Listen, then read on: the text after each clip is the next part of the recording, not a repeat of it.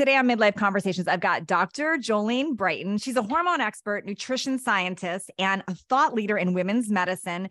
She is a board-certified naturopathic endocrinologist. I love that combination. And trained in clinical sexology. I'm dying to know what that is. Thank you so much for being here today. Yeah, thanks so much for having me. I'm so intrigued by you. First of all, the name of your book, Is This Normal? Like, I have so many questions. We were talking a little bit before I hit record, and I want to start with this question because I think some women are embarrassed to ask this. And I want to just kind of get it out of the gate. The difference between perimenopause and menopause, because I think a lot of people don't understand that. And how do we know when we are in one of those? Yeah. Okay. So don't be embarrassed if this is you, because I'm an international speaker. I'm on stages all over the world, and I will run into clinicians who use perimenopause and menopause interchangeably. These are people who are licensed medical providers. Yeah. And so there is a subset of the medical community who gets this confused. And also, if you're like browsing the internet, you will also find they get used interchangeably, but they are distinct and they are different. So perimenopause is really the prelude to menopause. And we understand that menopause, it is acceptable to be in menopause at age 45. Okay. And it is acceptable to begin perimenopause 10 years before that. So if you're listening right now and you're like, is that why like 37 was so hard? Maybe. So we can start perimenopause at age 35, and it can take about 10 years before you reach menopause. We can certainly go into the signs and the symptoms, but I want to just define perimenopause. Yes. So perimenopause is coming before menopause. We diagnose menopause. It is a one-day event. So here's the other thing. People will be like, oh, I'm menopausal. Well, you get diagnosed with menopause when you've had 12 consecutive months of no period and you are 45 or older. If you're younger, so let's say you are 38, that's not menopause. There's something else going on. We have to investigate that. So at 45 or older, 12 consecutive months of no period, you are now menopausal. The next day, you are postmenopausal. Wow. So that's really good to know, because some women are saying that they're menopausal, but they're still getting just dysregulated periods. So they're perimenopause. So if you're getting any period within the year, you're actually still perimenopause. Now, my other question is, if you get regular periods, are you perimenopausal? Like if you're 50? You can be. Yeah. Okay. So this is an excellent question, because people often think they're like, it's all about the estrogen in the beginning. And so let's talk up through this. So with perimenopause, we start to have changes that don't always show up as the period. That's the obvious one, but it can be things like we start having brain fog. We start noticing we're having trouble sleeping at night. It's especially worse before you get your period. You're having hot flashes, night sweats. Most people are like, oh yeah, that one I'm familiar with, but maybe you're having itchy ears, itchy skin, noticing more fine lines and wrinkles, droopy breasts. Like these are all signs that hormones are diminishing. So with perimenopause, the late stage of perimenopause is when we start to see the period problems. Periods are getting really long and heavy, or they're becoming irregular. This is all due to the problems with ovulation. Now, I say problems with ovulation because it is a problem when you can't ovulate because you can't get progesterone and you'll feel bad. So progesterone is helping with GABA in our brain. That helps us feel nice and calm, chill, in love with our life. We don't want to, I call the emotion murdery. You don't feel murdery. Yeah. Or your period, you feel murdery. Well, yeah. So when progesterone begins its decline, it is because the ovaries are beginning their decline in our reproductive phase of our life. And so it's once we start to have anovulatory cycles, we're not ovulating regularly, then we see the periods are less regular. Ovulation, as I talk about in Is This Normal, is what starts the cycle. The period is what follows ovulation. So whatever's going on with ovulation is going to affect your period. So I think it's just really important to understand you can have signs and symptoms of perimenopause starting, 5, 7 years. I mean, before you ever start to notice that my cycles are getting longer. So they used to be 25 days. Now they're 30, or they were 30 days and now they're 34, 39, starting to extend. And then you start to see the heavier periods, because if progesterone isn't getting up to the right amount, in the luteal phase. So let's break this down for everybody. We first ovulate, then we move into the luteal phase. That is where progesterone should take the lead. Estrogen is still present, but if progesterone can't get up to a sufficient amount, estrogen is unchecked. Now estrogen is making your breast tender and lumpy, and your endometrial And is that estrogen lining. dominance typically? Is that like what's creating estrogen dominance? Yeah, that's what people, and what the research has defined as estrogen dominance is this state of relatively, there is more estrogen than there should be in that phase of the cycle, relative to the progesterone. And so it isn't always necessarily that people will be like, oh, it's because you're making more estrogen.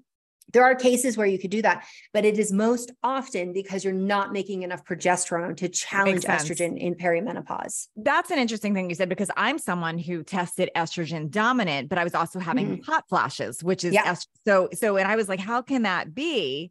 But oh, absolutely. Yeah. You're saying that actually makes sense, because you still could be not producing enough progesterone and still not producing enough estrogen. Is that correct? Did I say that right? Yeah. So what happens in perimenopause is that we begin the progesterone decline. It is estrogen that declines later in perimenopause when you're entering into menopause. So that is a very common time to see what is, quote, estrogen dominant symptoms, those symptoms of estrogen excess. And we can have, so hot flashes is all about estrogen interplaying with the brain. Same with things like migraines. If you start to develop new migraines, and especially if it's like right before your period, that sometimes is because estrogen was up, and then the drop in estrogen has now triggered a change in neurotransmitters, a change in the brain that is now triggering migraines. And so you're like, I've gone through my whole life and I've been fine, and now why am I getting headaches? Why am I getting migraines? And that can be part of it. Makes sense. Okay. You said something that I kind of giggled at in my head, because I'm like, wait a minute, I've had that for years. I didn't know what that was. Itchy ears. What is that? Yeah. I always have itchy ears. Yeah. Okay. So let me say that itching of the skin can be a lot of things, right? Like, what products are we using? What are we laundering our pillowcase with? Like, there can be a lot of factors. Do you have eczema? Do you have psoriasis? So I want people to keep that in mind. It's not always just your hormones, but hormones are part of what we would investigate. So as estrogen starts to come down, we're not lubricated as much. And I'm not just talking about your vagina. I'm also talking about your skin, and your skin being hydrated.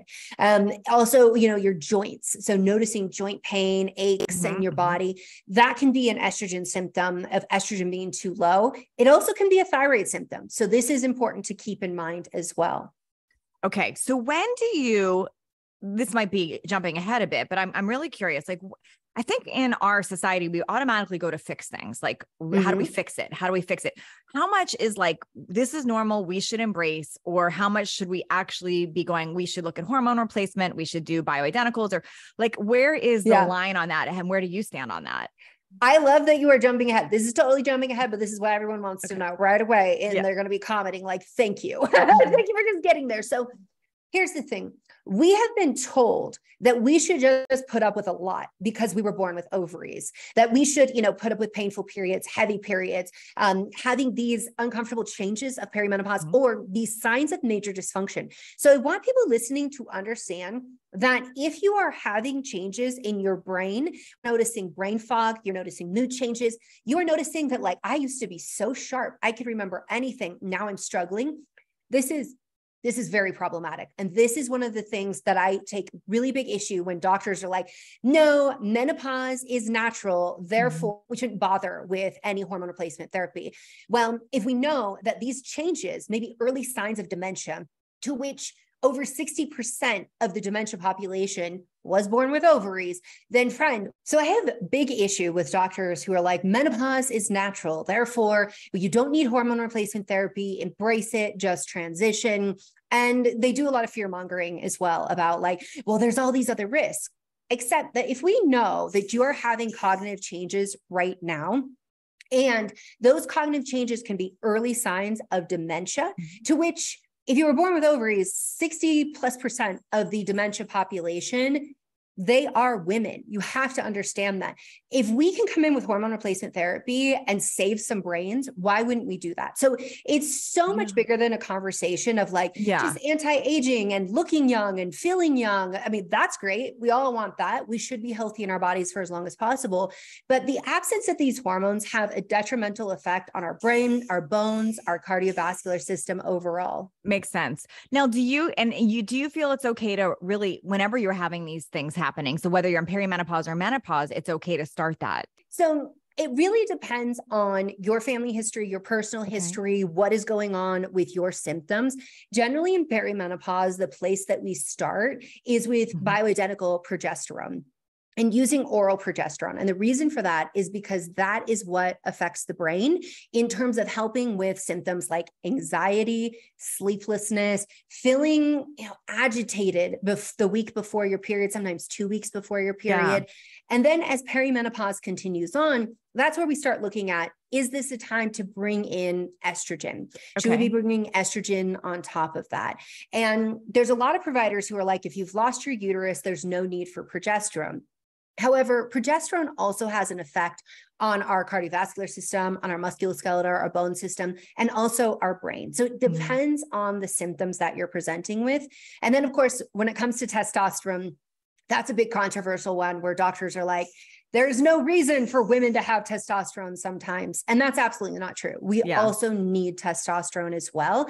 And that is something where we want to look at symptoms, but we also want to test and understand the pathway. So with testosterone, if I give that to you and an enzyme called 5-alpha reductase is upregulated, you are converting testosterone to DHT. You're probably going to lose your hair if I start you on that without checking that system first. And so we might want to do a lower dose or fine tune it for you.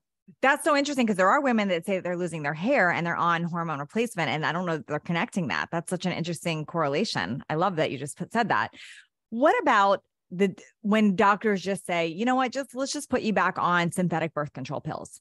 All the symptoms will go away. What are your thoughts around that? I am not a fan of using birth control in perimenopause because it's just, it's putting more estrogen on a system that actually needs progesterone in the beginning. And you are not getting progesterone, you're getting progestin. So you don't get the same benefits as progesterone that I was just saying, like, for brain health in the same way that your natural hormones are providing, or we can provide with bioidenticals. We also know for some people, they can have adverse mood symptoms when it comes to starting birth control. And if you're in perimenopause and you're already struggling with depression, anxiety, adding birth control on top of that may make things worse. And so we have to counsel on that just to be aware of how does this affect the individual overall. The other issue I take with birth control is that, I'm going to say it is great because you can get pregnant in perimenopause in some cases. It is great if you don't want to get pregnant. I don't think it's the best way to really offer a very individualized approach to hormones. Yeah, that makes sense. What about your thoughts, difference between bioidentical and regular HRT? I'm personally on bioidentical just because I was told it's more natural. And then I hear that what I'm taking maybe is not strong enough. So I get very confused. So I'm sure my audience is also confused. What is your thought? What are your thoughts on the two and the differences? Yeah. Okay. So when it comes to bioidentical, something like prometrium, which is bioidentical progesterone, is actually a pharmaceutical. You can get it for prescription. It's, depending on your pharmacy, like $5 a month. And that is really the choice there. When we look at the non-bioidentical, the synthetic sources of progesterone, those are the ones that have been so problematic. So adding these progestins have been problematic in the research in terms of cancer risk and not really giving the benefits that outweigh the risk. When it comes to estrogen, there are lots of options out there. I do think bioidentical is as most closely matched to your own hormones as possible. And I much prefer that. When it comes to something like birth control, for example, it's just important for people to be aware that the reason why they use progestins, a big reason, is because you can patent that. You can't patent anything that is natural, which means that it's usually cheaper. That makes sense. Okay. So I use Bias and that for me has stopped hot flashes. Like I don't have an issue with it, but then I get confused scrolling social, like I'm sure many people listening do, where I'll see an expert say Bias is junk. It doesn't do anything. Like help us with that too. It does. I mean, is Bias okay? Is it really not enough? Yeah. So this is definitely something that, when it comes to bioidenticals, working with a provider, when it comes to any hormone therapy, making sure you're working with a provider who's going to understand your body, be monitoring your symptoms, testing levels in perimenopause. There is some testing of hormones we can do, but, for example, follicle stimulating hormone, FSH, doctors will say, oh, you can test that if it's high, you're in perimenopause. Well, 1 month it might be high, the next month it might be That's normal. me. That's exactly me. Like some months it's not. And I'm like, I get all confused. Yes. So And I like that's normal. That's why there's no test. There's no lab test to diagnose perimenopause. It is, are you of the right age? And do you have the collection of signs and symptoms that you are in fact in perimenopause? So when it comes to hormone replacement therapy, it is important. There's a lot of ways to try to get things over the counter, even like DHEA. And with that, I'm like, it is much better if you're being prescribed and monitored by a doctor, because you want to make sure that you are getting the standard dose. And this is what's been kind of an issue with compounding pharmacies, is that with compounding pharmacies, the question is always, do all of them have the technology to mix everything so you're getting the same dose every day? If you're not, then the problem is that you could end up with more hot flashes. Ooh. Or one day you're getting much higher estrogen and one day you're getting much lower estrogen. So whatever hormone replacement therapy you're choosing, I really encourage you to be under the care of a provider who's monitoring it. People on the internet will say, this is not good for you. This is like what's best for you. How do they know? Do they know you? Do they live in your body? Have they asked you all the questions? Okay. Now I have a weird maybe question, but it's a personal thing I navigated. So I'm just wondering your thoughts from the expert side on this. So I went down having all the perimenopause symptoms and being really into bioidentical hormones. And I had the hot flashes. I was navigating that, all of that. And then me cleaning up my gut health actually helped alleviate a lot of things too. So in my mind, what I started thinking, well, should we be doing something like that first before navigating the hormones? Is that just something that should be coupling it? Where do you stand on that? And like, what should people be doing, if anything, before they go down the road of hormone testing and replacing? Yeah. Okay. So absolutely. You bring up a great point. Like your gut health is going to be crucial for your hormones overall. And starting bioidenticals is no exception. So why is this? So we start upstream that when you have your own natural hormones and it's time to get rid of them, you're going to detox that through your liver. If you're using bioidenticals, just by the way, everyone, no oral estrogen. We don't use that. The clot risk is really high when you start oral estrogen in comparison to a topical estrogen. Another reason why I'm not a fan of the pill during this phase of life. So with that, this estrogen is going to go through the liver. And then once it's processed through the liver, phase 1, phase 2 liver detox, it is going to go into the gut and into the urine. So feces and urine to get moved out. Okay. So drink your water, everyone. But also your gut has something called the estrobolome. And the estrobolome is how your gut interacts with your estrogen. It's part of how we keep the right amount of estrogen levels. And we also keep moving things out. If you have something called dysbiosis, which is an imbalance in the flora, it isn't that you have like bad pathogenic causing disease gut bugs. It is an imbalance in the flora. You're going to have a higher amount. So with that dysbiosis, we can have an elevation in the enzyme called beta-glucuronidase. And beta-glucuronidase has an important role of reactivating your estrogen and putting it back into circulation. However, if there's too much of it, we can be putting too much estrogen back into circulation, and that can be problematic. We also understand that when it comes to perimenopause, menopause, that is a higher risk moment of someone's life to develop autoimmune disease. So anytime we have hormonal transitions, like getting pregnant, having a baby, getting our period the first time, having major stressful events, which shifts the hormones as well. And then perimenopause and menopause, that can predispose us to getting autoimmunity if we already have the genetics and we are experiencing gut dysbiosis. This is our current understanding of autoimmunity. And so women are at much higher risk of autoimmunity than our male counterparts. And so this is just important to understand as well, that your gut health is one way that you can safeguard against that. The other thing that's interesting about gut health is that it has been found in the research that more microbial diversity, so not just more gut bugs, but lots of different kinds of gut bugs, is associated with lower levels of visceral adiposity or belly fat. Yeah. And while everybody talks about belly fat, the layperson is like, I don't want belly fat because of bathing suits or jeans or whatever. Understand that as a doctor, I don't want you to have belly fat because that's the fat packing around your organs that is most associated with increases in cardiometabolic risks. So like diabetes and heart disease. And so how do we have that diversity? Visceral fat, right? Is that what you're saying? That visceral fat. Exactly. And so how do we have more diversity of our microbiome?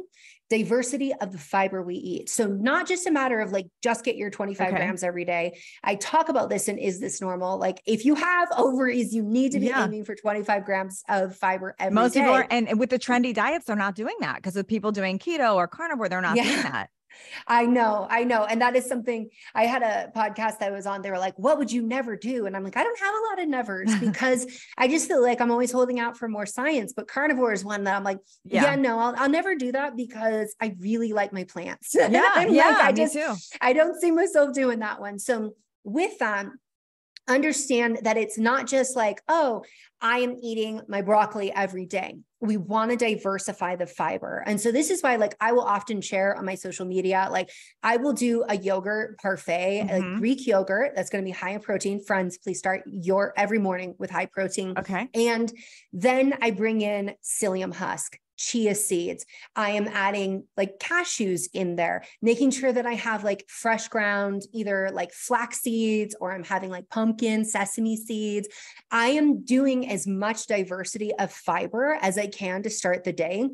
Because often, as you know, as a busy person, you can't even control every moment of your day, and you don't know where you're going to end up being like, well, I'm getting a salad and that's pretty good, but I'm like not getting as much diversity. And so other things that people can do is going to ethnic markets. So whether it is like an Asian market, a Mexican market, and looking at different roots, plants that they have there that you haven't seen. If you haven't seen them, you haven't eaten them, and your microbiome will be so giddy to get them, because whenever we have that diversity of fiber, that is feeding little critters in there that, you know, haven't been getting as much food.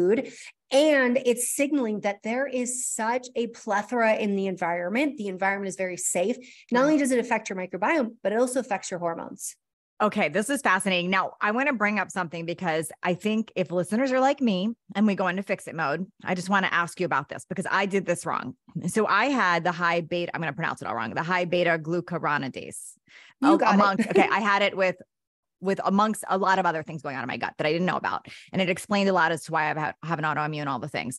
So then because I went on Dr. Google, which I shouldn't have done, I'm like, oh, I'll just take decalcium glutamate. Did I pronounce that right? And I'll take, right. Yeah. And I was taking DIM too. So then what happened was I started getting massive hot flashes, like around the clock hot flashes, like 5 an hour. And I'm like, I just thought it was my hormones. But what I know now is I was cleaning out that too quickly. Does that make sense? And I was making my estrogen drop. Is that accurate? Because I wanted to ask you this because I think we as women go on Google and do this. Okay. So firstly, I think you should go on Google, and I think you should gather all the information that you have and formulate those into questions that you can ask your provider. I know doctors out there are like, oh, you know, would you learn that from Dr. Google? And it's like, well, they're not learning it from you. Obviously, if they were, they wouldn't be relying on Google. And like, good point. I have a whole website like that people find via Google, and I link out to all the citations and everything. And I am a very solution-oriented individual. So with this, I'm curious first, how much DIM did you take? Too much. I was taking DIM detox, and I was taking, well, it says two. Now what I take is 1 and it works great, but I was taking 2 DIM and I was taking the glucuronidase. Like I was like trying like, oh, I'll just counter fix it. Yeah. And I didn't connect it till later because as soon as I stopped that, the hot flashes stopped.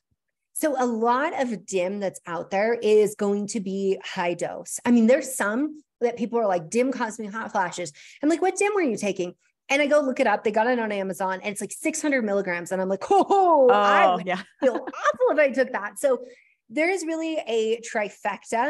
And when we're looking at estrogen metabolism of 3 ingredients that I love to put together, this is what's in our Balanced Women's Hormone Support. And I formulated this way because I don't want anybody having side effects and because I take it. So with that, it is DIM. Now, most people are going to do well with DIM 50 to 100 milligrams. I was definitely taking it more than that. So that explains. And you don't really need to go more than that. Like more is not better in this instance. So DIM is going to help with the phase 1 liver detoxification. Calcium D-glucarate is also involved in liver detoxification, but there is another thing called sulforaphane. Now, sulforaphane and DIM both come from your cruciferous vegetables. If you're someone who's like, I don't want to start with supplements, start with eating cruciferous vegetables. So arugula, broccoli, cauliflower, kale, eating those on a daily basis and getting that variety. And if you really want to like hack it, broccoli sprouts, they're going to be higher in sulforaphane than any of those other things. I took like handfuls of those broccoli sprouts a day because I'm an overachiever with this stuff, which is awesome. That's how my kids eat them too. So like, no shame that like, but then I realized they really could have a lot of bad bacteria too. So you have to like really be aware of washing them and making sure too. And where you're sourcing them. Yes. I know. But I'm like that overachiever that went and bought, I'm like, oh, okay. I see this on Google. I will eat pounds of broccoli sprouts every day and take all this. Yeah. Yeah. Well, and with broccoli sprouts, you really only need like 2 tablespoons a day, which you'll get the same benefits. Little. Yeah, you'll get the same benefits of that as like over 2 pounds of broccoli, like eating straight broccoli. Don't eat that much broccoli. You will be the stinkiest person in the room, friends. That's true. Don't eat that much broccoli. So we've got our DIM, sulforaphane, best coupled with myrosinase, which is going to come from mustard seed. So you can add, mustard seed into the mix, or you can take a supplement that has this, and then the calcium D-glucarate. And so that is going to help with phase 1, phase 2 metabolism, and the calcium D-glucarate is going to help with moving out the last phase in the gut, what some people call phase 3. And with calcium D-glucarate, we're going to be looking at more like 300 to 500 milligrams of that. Sulforaphane, that's usually going to be around like 100 milligrams that you're taking of that. And so we don't want to go really high with the supplements because ideally, you're still eating your cruciferous vegetables. Yeah. Understand, I think people, I will talk a lot about eating protein because it's great for your blood sugar. It's great for your, insulin levels. It's going to be great for so many things, especially if you're over 30, you got to be eating more protein. If you're over 40, is non-negotiable 1 gram per kilogram of body weight every day. And this is born. So if people are like, where is this coming from? My master's nutritional research was in sarcopenic obesity. So like 20 years ago, I was studying the effects of not getting enough protein. It's bad. And I knew it was bad then. And now more research has come out. It's even worse. But the other thing people have to understand is amino acids are essential to liver detoxification. And so, you'll see all of these like potions and swamp water, and that's what they taste like sometimes, of things out there where people are like, you have to take this to detox. Understand your body is set up to detox. Your liver is very good at it. Your whole body's very good at it if everything is being supplied with what it needs and functioning optimally. So that is drinking enough water, moving your body every day, eating enough fiber. Because if you're not pooping, if you're not getting enough, if you're not hydrating enough, if you're not eating a nutrient-dense diet to fuel your liver, you're not going to be able to run these pathways efficiently. And so that's where a lot of like the detox talk is born out of. And then, doctors are like, you don't need to do anything. I'm like, well, you do. Okay. Like, and it's not the standard American diet. The doctors are like, just eat a regular diet. I'm like, you mean the worst diet in the world? No, don't do that. But it also isn't like as extreme as like, don't eat for 5 days and just drink like milk thistle every day. Milk thistle, really great for hepatocytes, your liver cells, like excellent, but don't negate the things you can do every day. And especially if you are 40 or older, do not negate your sleep, because you are not just detoxing in your liver, your gut, your kidneys, your brain is also detoxing at night. And it requires that good sleep to move out the bad stuff we don't need in our brain so that we can maintain our brain health as well. So good. Okay. The question I have not asked you yet that I've got to ask you is about sex life. Because that is a very common question I get from midlife women. They feel they've lost interest. It's declining. What's wrong with me? Even women that say that then their doctor put them on testosterone. That's not changing. Yeah. What's happening there? And can that actually be fixed? I feel like a lot of doctors are not helpful here. No, they're not.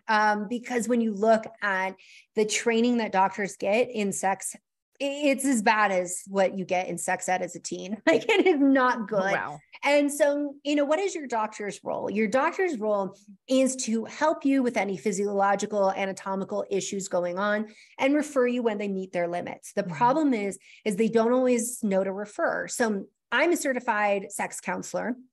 I still will refer to a sex psychologist or psychiatrist, because they can work with couples. They can work on the more of the, cognitive issues, where I'm looking at like, what are the very simple, behavioral changes, but also the hormones. And then looking at, Do we have structural issues going on? So I will also refer to pelvic floor physical therapy. I just think that should be just standard of care in this country. Like, we're sending women to get PAPs like every 3 to 5 years. Why don't we send them to the physical therapist like once a year and just make sure their pelvic floor is okay? Especially when you consider one of the top reasons that land women in nursing care, elder care facilities is because of urinary incontinence. Like we can prevent that. We can have independence. Yes. So that is another aspect of aging, which is also related to our hormones that we don't talk about. So aging feels like a cruel joke sometimes. It just does. Like we're wiser and then all this.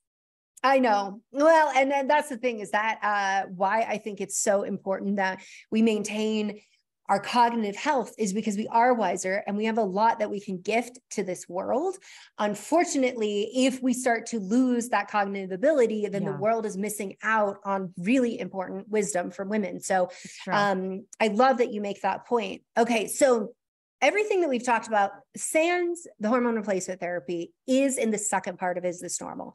So I do like to be really transparent, everyone. This Is This Normal is not for postmenopausal hormone replacement therapy protocols, but it will help you with your thyroid, your adrenals, everything else.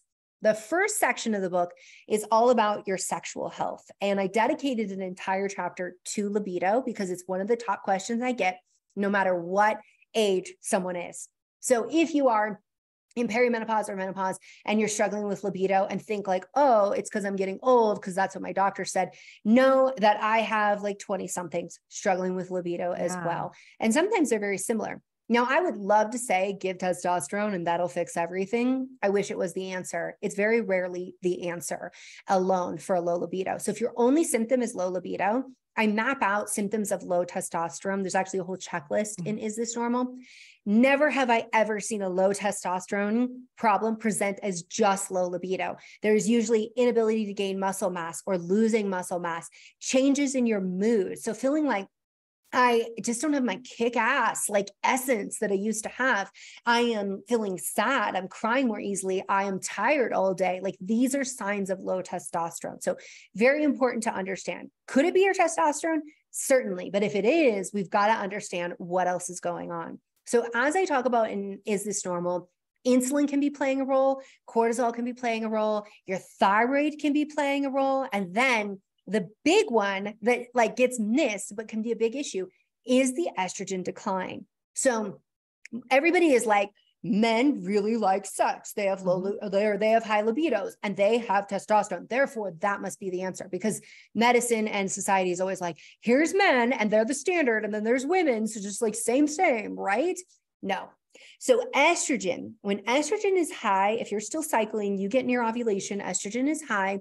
Testosterone's also up, but it's estrogen as well that is going to contribute to more sexual fantasies, to more interest in sex, easier orgasms, like that's lubrication so funny because is easier. we've not been told this. This is wild. No. This is the first I'm hearing of this. Yeah. So as estrogen declines in the later part of perimenopause, we may find that we have vaginal dryness, certainly something that can happen postmenopausal, but we have vaginal dryness, we have pain with sex, we're starting to have like atrophy of the tissue, it's thinning, maybe you bleed after sex. That's very problematic. That is not considered normal whatsoever. And maybe you're having a harder time achieving an orgasm. For the most part, medicine will say to most of the time is like, use some lube and have some wine. Like, that's it. Yeah. These are the answers that I get all the time. Women are like, my doctor just said, have some wine, get some lube. I'm like, well, lube will help. Lube is good for everybody. We all love lube. Big fan over here. Every part of your cycle, lube. Amazing. Alcohol can actually hijack your libido because it is a central nervous system depressant. And so what I mean by hijack, basically saying it's in our head when they say that, I feel like, oh, just like calm your brain, but that's not. Yeah. Okay, well, that actually is a great point because it can be psychological, but let me give you like two scenarios where it's actually like the pros and cons here. So one is, it can be psychological that maybe you're having body image issues. We know that can put a brake on desire, on arousal. It can get you out of arousal. It's a very common one to be spectatoring while you're having sex. Like you are basically sitting on the sidelines judging yourself is very common. And I would say a normal place to go, given the society you've been raised in. And that is something that you can own and you can work on. And I just want to, like, I give a whole exercise in my book around doing like what things that you can do. But on the flip side, the other thing that happens that's psychological is something that's a break for like someone that's, you know, under 35 is the fear of an unintended pregnancy. But once you know you can't get pregnant, that break has been removed. And so now you may find that it is in your head in terms of getting more in the mood because now you don't have that fear anymore. So there is a psychological component. And in the book, I really marry the psychological aspect of what puts women out of the mood, keeps them from getting in the mood, and how to address that, and how to do inventory on yourself to know how sensitive what is called the gas pedal and the brakes. This is the dual control model by Bancroft and Jansen. They talk about basically, and by the way, there's always somebody who's like, why are we comparing women to cars? Friend, this model was made for men, of course, first, right? And then they were like, we should try to understand women and adapt this to women as well. So this transcends genders altogether, and it can be true for anybody that, you know, that's, you know, experiencing these issues. But the gas pedal is the go. It's the hallmark telling you, get the card, get the roses, get the chocolate, get the Marvin Gaye, get the scented candles. That's supposed to put her in the mood. And then your partner may be like, I did all the things right. Why are you not in the mood? And you might be like, you did all the things right. I must be broken. I'm not in the mood. But the reality is that none of those things can go if the brakes are engaged. And the brakes can look like being overextended in life. So you're being stressed out. Maybe your boss yelled at you that day. Maybe you're struggling with body image because you went to H&M and their lights are like horrible, or some other clothing store and you're like, I have so much cellulite. Friends, it's the way they lit the room. Okay. It's not like Nordstrom's is the worst. Oh my God. I know. I'm like, do you not want me to buy clothes? Do you hate me? Like, do you hate me? I think they're like, obviously they know marketing, but I'm like, if you just have better lighting, we would spend a lot more money. Oh gosh. Yeah. Yeah. Oh yeah. Like there's like, their lighting is the worst for maybe that. we should start that business of going in and like, oh man, the ROI on that. So maybe there's that issue going on. And then maybe like, you know, you are caught between taking care of kids and taking care of elderly parents, and that's zapping your energy.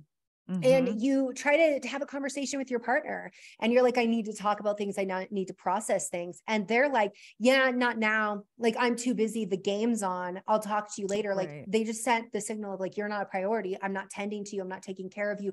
You don't feel supported in this relationship. And so all of these things can be breaks. Later on, they come around and they're like, well, the game's over 19-1 and you look good. And you're like, and they're rubbing up on you. And you might not even notice it. So the male counterpart is often like, oh, she's withholding sex from me. She's not interested in me. Like if you are delivering pleasure, friend, she's not withholding pleasure from herself. Nobody's trying to punish themselves here. Okay. But the problem is that with all of that, the static and noise and distraction going on in her brain, she may not even notice your sexual advances. And so we walk around feeling like, I must be broken. Something's going on with me. And reality is that we just have to understand ourselves better, how we can work on those breaks, and understand that your hormones, as defined by this model, which I love that these psychology researchers are like, hormones are also breaks, which might be being on hormonal birth control. So I'm glad we brought this up because I wanted to bring up my next issue with hormonal birth control, which is, if we know that women in perimenopause may struggle with libido, why would we put them on a drug that women have reported since its inception has tanked their libido? Not true for everyone, but true for enough women that it should give us pause, because even the World Health Organization is like, pleasure is an important aspect of health. And the American medical system is like, well, is it women's pleasure? Meh. Oh, that's a whole topic. Yeah, but yeah, good, valid point there. Valid point. Well, this has been really helpful today. I think it gets so confusing because I feel like all of a sudden everybody acts like they are a hormone expert. Everyone's, you know, and it's confusing on especially social media, because there's so many opinions and so many people saying things. And I feel this was very helpful because I feel like you really broke things down, explained it without really judging like what people's choices are. So I appreciate that. I'm excited to dive into your book and I want everyone to get it. Is This Normal is the name of her book. And this is fascinating. Where can they get the book? Anywhere that books are sold. Support your indie bookstore if you can, but I also know Amazon's really convenient. So yes, anywhere that books are sold, you can grab a copy.